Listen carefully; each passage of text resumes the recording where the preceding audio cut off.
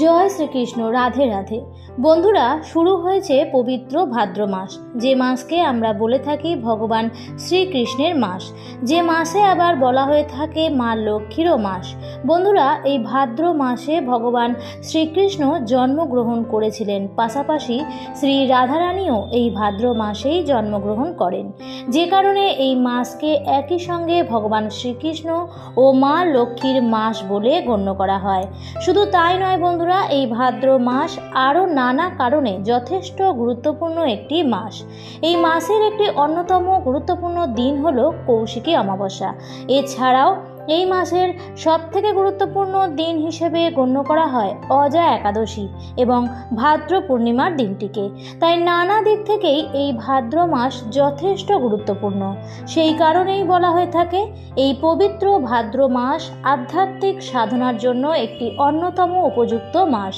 হিন্দু শাস্ত্র অনুযায়ী এই ভাদ্র মাসে বিশেষ কিছু কাজ করলে যেমন গৃহে সৌভাগ্য নিয়ে আসে, তেমনি এই ভাদ্র মাস যেহেতু শূন্য মাসও বলা হয়ে থাকে, সেই কারণে এমন কিছু কাজ বা বিষয় রয়েছে যেগুলিকে এড়িয়ে চলা প্রয়োজন।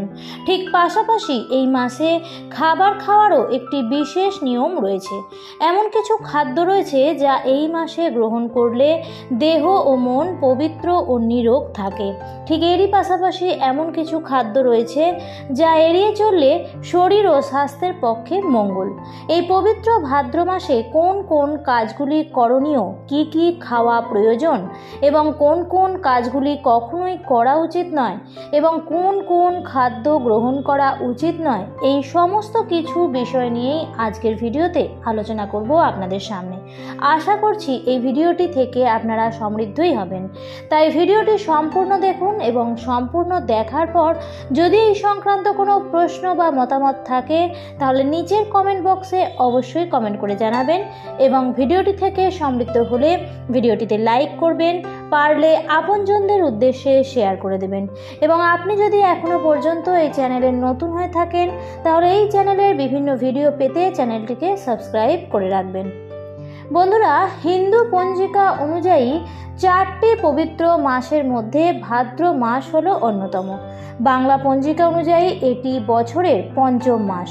ভাদ্র মাসকে যেহেতু শূন্য মাস বলা হয়ে থাকে, কারণ প্রাচীন কৃষি সভ্যতায় এই মাসে ধান কাটা হতো, কৃষিকাজ প্রায় বন্ধ থাকতো। সেই কারণেই এই মাসে কিছু কিছু মাঙ্গলিক কাজ করা একেবারেই উচিত নয়, যেমন বিবাহ, উপনয়ন, গৃহারম্ভ, গৃহপ্রবেশ, এই সকল মাঙ্গলিক কাজ থেকে বিরত থাকা প্রয়োজন। তবে এই মাসে অন্নপ্রাশন, নামকরণ, সাধভক্ষণ, ক্রয় বাণিজ্য, এই সমস্ত ক্ষেত্রে কোনো প্রকার বিধি নিষেধ নেই। পবিত্র এই ভাদ্র মাসে যে খাবার সেবন করা অতি পবিত্র কাজ হিসেবে গণ্য করা হয় সেটি হলো পঞ্চগব্য সেবন। সঠিক পরিমাণে পঞ্চগব্য সেবন করলে দেহ ও মন পবিত্র থাকে। এই পঞ্চগব্য আপনি বাড়িতে তৈরি করতে পারেন অথবা বাজারে যে কোনো আয়ুর্বেদিক দোকান থেকেও এই পঞ্চগব্য আপনি কিনতে পারেন। এরই পাশাপাশি এই ভাদ্র মাসে যে খাবার খেলে শরীর সুস্থ ও নিরোগ থাকে সেই খাবারগুলি হলো মাখন, ঘি, কালো তিল, কালো জিরে এবং গরুর দুধ। তবে এগুলো সর্বদাই সঠিক মাত্রায় গ্রহণ করা প্রয়োজন।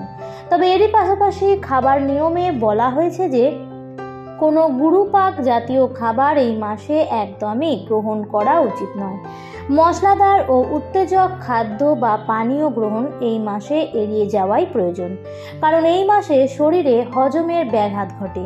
এই মাসে শুধুমাত্র দধির সেবন থেকে বিরত থাকার কথা বলা হয়েছে, কারণ এতে বাত বৃদ্ধি পায়। পবিত্র ভাদ্র মাস যেহেতু আধ্যাত্মিক সাধনার জন্য একটি অন্যতম গুরুত্বপূর্ণ মাস, তাই এই মাস বিশেষ করে তীর্থযাত্রার জন্য অত্যন্ত শুভ। তাই যদি সম্ভব হয় কোনো একটি তীর্থস্থানে এই মাসে আপনি ঘুরে আসতে পারেন। পবিত্র এই মাসে ভগবান শ্রীকৃষ্ণ জন্মগ্রহণ করেছিলেন এবং তারই সঙ্গে শ্রী রাধারানীও জন্মগ্রহণ করেছিলেন। কিন্তু এই বছর অর্থাৎ 2025 সালে জন্মাষ্টমী শ্রাবণ মাসেই হয়ে গেছে। তাই এই ভাদ্র মাসে যদি রাধা অষ্টমী ব্রত পালন করতে পারেন সেটি গৃহের পক্ষে অত্যন্তই শুভ।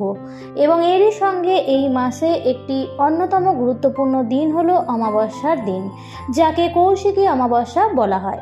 এই দিন মা কালীর পুজো করলে সকল মনোবাসনা পূরণ হয়। এই মাসেই সব থেকে পবিত্রতম দিন হিসেবে গণ্য করা হয় এই মাসের একাদশী অর্থাৎ অজা একাদশীর দিনটি। এই দিন ভগবান শ্রী বিষ্ণুর উপবাস করা অত্যন্ত শুভ, তবে এই দিন অন্ন গ্রহণ নিষিদ্ধ। ভাদ্র মাসকে যেহেতু মা লক্ষ্মীর মাস বলা হয়ে থাকে, তাই এই মাসে প্রত্যেক বৃহস্পতিবার লক্ষ্মী পুজো করলে মা লক্ষ্মী অত্যন্তই প্রসন্ন হন। তাই লক্ষ্মী পুজোর পাশাপাশি এই মাসের প্রত্যেক বৃহস্পতিবার দিন বাড়ির ঈশান কোণে অর্থাৎ উত্তর পূর্ব কোণে একটি ঘিয়ের প্রদীপ জ্বালিয়ে রাখতে পারেন, তাহলে সেটি গৃহের ক্ষেত্রে শুভ বার্তা নিয়ে আসে। সম্ভব হলে প্রত্যেক দিন সন্ধ্যাবেলায় এই বিষয়টি করার চেষ্টা করবেন। তা না হলে অন্তত পক্ষে বৃহস্পতিবার দিন সন্ধ্যা আরতির সময় এই বিষয়টি করার চেষ্টা করবেন। কথিত আছে যে ভাদ্র মাসে যদি আপনি কাউকে চাল ধার দেন বা কারোর কাছ থেকে ধার নেন, তাহলে অন্তত একটি টাকার মাধ্যমে হলেও এই বিষয়টি করার চেষ্টা করবেন। সম্পূর্ণ ধার এই মাসে করা একেবারেই উচিত নয়। এছাড়াও গীতা পাঠ করার জন্য এই মাস হলো সব থেকে উত্তম মাস। তাই সম্ভব হলে এই মাসে অন্তত একটি হলেও গীতার শ্লোক প্রত্যেক দিন পাঠ করা প্রয়োজন। এবং এই গীতার শ্লোক পাঠ করার সময় অবশ্যই এর অর্থ বোঝার চেষ্টা করবেন। এই মাসের প্রত্যেক শনিবার দিন শনিদেবের পুজো করলে জন্মছকে শনিদেবের অশুভ প্রভাব থেকে মুক্তি পাওয়া যায়। এই মাস যেহেতু ভগবান শ্রীকৃষ্ণের মাস, তাই এই মাসে প্রত্যেক দিন ভগবান শ্রীকৃষ্ণের নাম করা প্রয়োজন। তাই যখনই সময় পাবেন এই মাসে মুখে কৃষ্ণ নাম নেবেন, দেখবেন সমস্ত দুঃখ কষ্ট দূর হয়ে মনের মধ্যে এক অপার শান্তি অনুভব করবেন। বন্ধুরা, আজকের ভিডিওটি এই পর্যন্তই। ভিডিওটি দেখে ভালো লাগলে অবশ্যই এই ধরনের আরও ভিডিও পাওয়ার জন্য চ্যানেলটিকে সাবস্ক্রাইব করে রাখবেন। দেখা হবে পরবর্তী নতুন ভিডিওতে। ভালো থাকবেন, সুস্থ থাকবেন। ধন্যবাদ।